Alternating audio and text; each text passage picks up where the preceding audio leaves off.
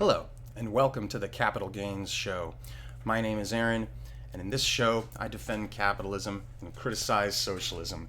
Today I'm going to do a video about monopolies, or monopoly, monopolization, however you want to say it. I've seen a lot of criticism from socialists on the interwebs that say that capitalism creates monopolies or encourages monopolies. I want to address that on several fronts and hopefully refute it. The socialists say that capitalism will lead to monopolization and lead to concentrations of economic power. The implication here that the socialist is making is that capitalism doesn't provide enough consumer choice or enough competition, right? That monopoly is bad. Now, there's two ways to have an economic sector full of producers. You can either have monopoly where there's like one producer, or you can have competition with a lot of producers, right? For these purposes, I'm putting oligopoly in the same category as monopoly. And an oligopoly is when you have maybe two or three or just a small tiny number of producers, and they're more or less a monopoly, effectively a monopoly. So you've either got a monopoly or you've got not a monopoly. So there's an either or here. There's not like a third way. Either you're going to have a very few limited number of producers, or you're going to have a wide variety of producers with low barriers to entry in the industry and a lot of new competitors popping up and disappearing frequently, right? Those are basically the two ways you can go about it. Now, socialists criticize capitalism as saying that it leads to monopolization, and the implication here is that there's not enough competition, right? That capitalism doesn't allow enough decentralized competition and enough redundancy and enough variety of producers in a given economic sector. So what the socialist is further implying with this criticism is that socialism will somehow provide less monopolization and more consumer choice, more competition. But really, when you ask a socialist to describe their economic system, they are not describing a socialist economic system with a lot of competition, with a lot of consumer choice, or with a wide variety of producers in a given industry. Quite the opposite. Socialists want to ban competition. They oppose competition by and large. They think that competition is bad and exploitative, and what they say is that their economic system will involve cooperation. Right? They try to sometimes distinguish cooperation from monopolization as if it's somehow different, but it's not, okay? Even if you have a bunch of different worker co-ops that are all cooperating in an economic sector, what you have there is a cartel, right? Or a conspiracy to provide identical widgets at identical prices with identical lead times and identical scarcity. There's no consumer choice there. What if you have 10 different factories and they're all making the exact same Toyota Corolla, and they're all at the exact same price, and they all have the same wait time from when you order to when you receive the car, right? That's not competition. That's just 10 factories performing a monopoly function. That's a cartel. So first off, the socialist criticism of capitalism, saying that capitalism makes monopolies. Well, first off, it falls flat on its face, just in the sense that socialism guarantees monopoly. Socialism demands monopoly. Its whole economic system is based off monopolization and a lack of competition. Indeed, on YouTube, there's a lot of popular socialist commentators who explicitly criticize competition. The one that I'm reminded of, his handle is non-compete, and he's that guy that's American Johnson. He lives in Vietnam. Yeah, man, his YouTube handle is non-compete. So the socialists, they don't want to see competition. They think that cooperation is some fancy word that's like a third way, but no, it's not. It's just another label for monopoly. So first off, socialism mandates monopoly. Capitalism does not. Okay, now, so what you're going to have is when the socialist says cooperation, what he means is you're going to have a monopoly within each economic sector. You're going to have monopolization between economic sectors. You're not going to have any choice when it comes to finished goods or intermediate goods. You're going to have centralization. Everything's going to have to be vertically oriented and centralized in order to maintain that monopolization. So really, the socialist criticism of monopolization is an argument against itself, first and foremost, because nothing is more explicitly embracing of monopoly as a concept than a planned economy is. A socialized planned economy it has monopolization as a feature, as a fundamental framework, as a basis, as a starting point. So when the socialist criticizes monopolization, they're really criticizing their own system. Now, the question is, further though, you want to ask, does capitalism create or incentivize monopolization in economic sectors? And the answer is no. You can see it, not only is the answer no when it comes to the theory and the framework of capitalism and the framework of free markets, but it also is, the answer is also no when you look at the historical record, okay? First off, a laissez-faire economy, a laissez-faire marketplace is going to have a minimum amount of barriers to entry. There's no artificial barriers to entry in a given sector. The barriers to entry, which is basically like, accumulating capital and putting your business together, they're all going to be at the lowest point possible given the reality of the economic sector in question. So it's going to be easier in capitalism than in a planned economy for new producers to arise and form, and it's also going to be easier for them to go out of business and fall away and make room for other competitors to come into the system. So you're going to have a greater churn or turnover of producers that are coming and going. It's going to be an increase in customer choice. Now you see this kind of thing in the historical record. Just going off of memory, I can tell you that the airline industry in North America, particularly in the USA, is a great example. The airline industry in the USA used to be very heavily regulated up until about I think the 80s or the 90s, late 80s or early 90s, and there was multiple air carriers, but there was very few of them. There was a select few, and the government put a lot of barriers to entry into the airline industry. It was very difficult to start a new carrier, almost impossible. You had to get little permission slips from the government, and it was very hard to get the permission slips. There was this committee, and they were inclined to deny permission slips and blah blah blah. So there was a very small number of airlines to choose from. Now, what happened was, the government decided to loosen its grip and deregulate the airline industry, and they made it a lot easier for companies to operate as air carriers. They got rid of the regulations that limited how many air carriers. They made it easier to enter the marketplace. Instead of having to get permission from an arbitrary council or whatever, all you had to do was meet certain FAA safety standards, and then you'd be ready to rock. So as long as you met the safety standards, there was nothing else to hold you back from entering the marketplace. And the result is, after the government deregulated the airline industry and loosened its grip on the airline industry, there was an explosion of air carriers. And by explosion, I mean there was a large number of new entrants. And now today, there's a greater variety of air carriers in the USA than ever before. There's a whole bunch of little regional ones and big, larger national ones and international ones and so on. But just the number of competing carriers has gone up, not down, since deregulation. And it also resulted in lower prices. More competition equaled lower prices, and there was a larger variety of air routes with more frequency. So consumers had more choice in terms of direct flights. They had more choice in terms of frequency of flights and time of day. Instead of one flight a day to New York, now you've got 5. You know what I mean? So it helped consumers in terms of the variety and quality of the service provided. It helped consumers in terms of pricing because the prices got lower, and it helped consumers in terms of different providers rather, to choose from. Another easy example, just off the top of my head, is the beer industry, okay? I'm talking about alcoholic beer that you drink. In the US, they deregulated the beer industry I guess a couple decades ago. It used to be more heavily regulated. Of course, there was more than one, beer producer, but there weren't very many, and it was hard to get permission to become one. The government deregulated the beer industry, and they also made it easier to produce beer in more land into different zones. It's easier now to produce beer, I think, out of your house or out of different commercial zones and things like that. So it became easier, geographically speaking and logistically speaking, to start a brewery. And what was the result? When the government turned the beer industry towards more laissez-faire, more open markets, there was an increase, an absolute explosion in the number of different brewers, in the number of different beer producers. And right now, you go to the supermarket today, you have a greater variety of beers to choose from than ever before.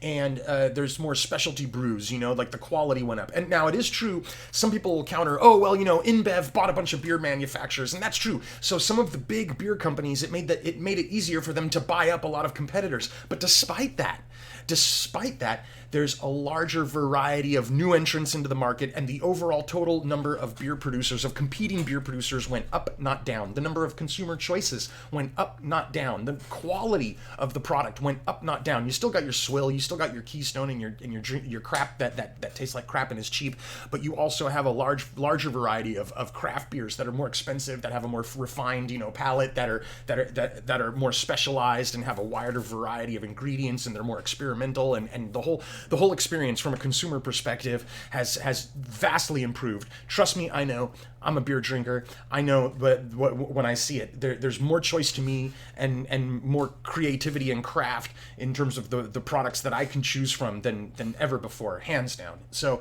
those are just two examples, recent examples off the top of my head, where a deregulation and a turning towards market forces and private property rights has increased the amount of competition in a given industry. Now, if you want to look at like monopolization, I've seen people say things like, oh yeah, well, in California, the Pacific Gas and Electric Company has a monopoly, and they're a private company, and they're the only utility in Northern California that's allowed to give electricity. And it's like, yeah, well, that's right. So guess what? Pacific Gas and Electric has a government-granted monopoly. It's technically a private utility, but the state government gave it an exclusive right to serve customers with electricity.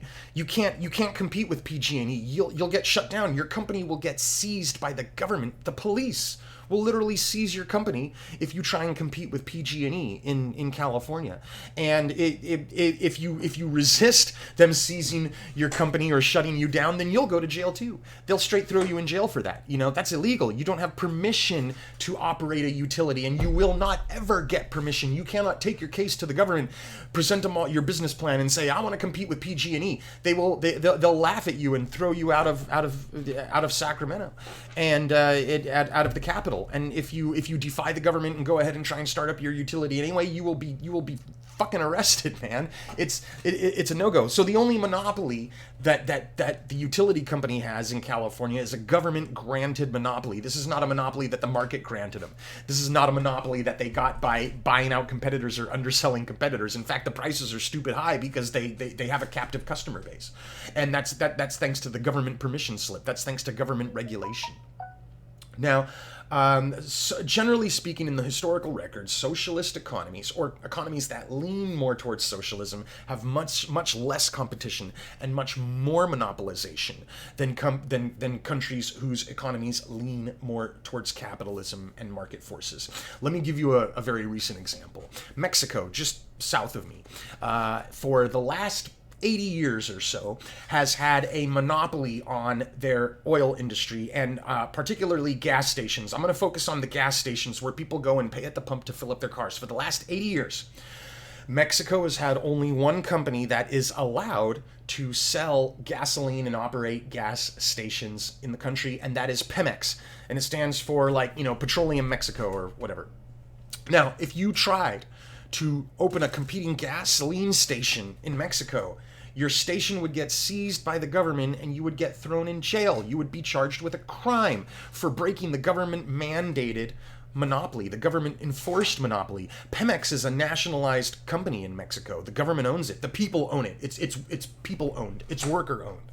So it was illegal, actually, just until 2018 to compete with gas stations in Mexico. Now, here's what happened after 80 years of shitty gas stations and terrible customer service and losing money. You would think, it's kind of like, how do you lose money as a gas station? Well, the nationalized Pemex figured out a way, despite the fact that the gas prices are higher down there than they are in the U.S. from private sellers.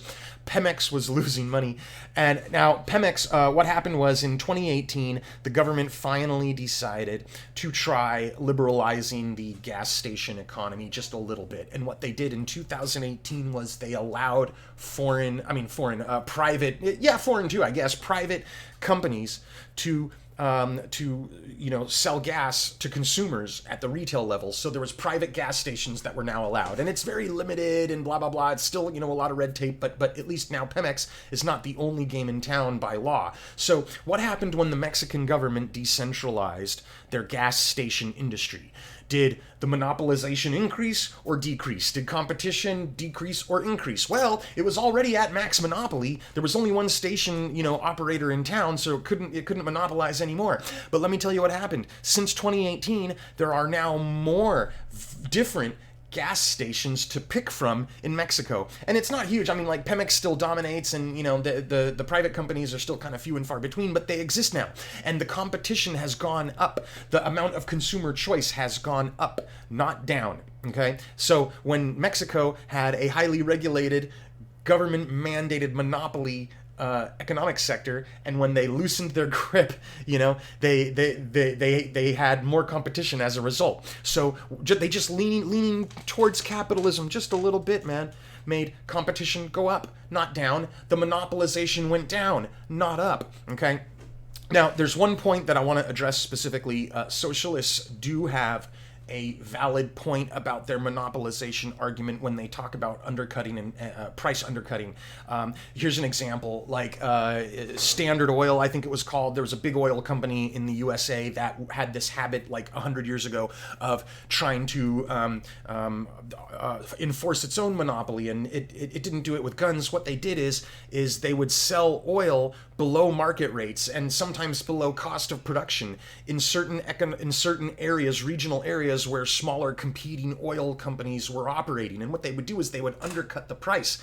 And they Standard Oil was a big company. They could take a loss in limited circumstances. So they would take a loss in a certain area, put the competitor out of business, and then buy up the competitor's assets and maintain their monopoly that way. Okay. Now, that didn't last forever, and it didn't always, work, but it had limited success. So they managed in a limited way to kind of keep their monopoly going for a little bit. But here's the thing: that was actually good for the consumer to the degree that they did that, and let me tell you why. Because Standard Oil, in order to maintain their monopoly, had to sell to the consumer below market rates and below cost of production in many cases. Now, what does that mean? That means that Standard Oil was subsidizing gasoline for consumers. So the consumers won. So it was, for the consuming public as a whole, this did the most amount of benefit for the most amount of people, in the sense that the consumers were benefiting at large at the expense of a special interest group, aka Standard Oil.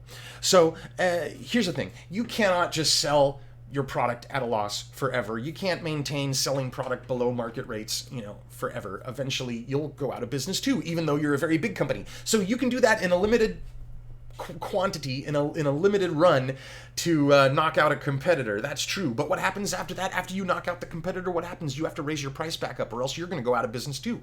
No matter how big you are, your money ain't going to last forever, right? So let's say you buy out your competitor, then you have to raise your prices back up to market level, or back up to the level where you make a profit. Well, what you're doing at that point is you're no longer subsidizing the price of the gasoline. So now the gas prices for the consumer are back up to market level, and then what you're also doing is you're opening up the door again for a competitor to come along. Once the gas price is back up at market rates, then now it's viable again for competitors to enter the marketplace. So what can you do? Let's say you undercut a competitor, sell your gas your oil at below market rates for a little while, then the competitor goes out of business. You buy that competitor, and now meanwhile the consumers were eating your lunch. The consumers were getting essentially free gas or cut rate oil from you at your expense. Now you raise your prices back up. Boom, now another competitor's back in, you see? And then what are you going to do? You're going to have to lower your prices again and buy out that competitor again forever and ever and ever? Are you just going to keep your prices low forever to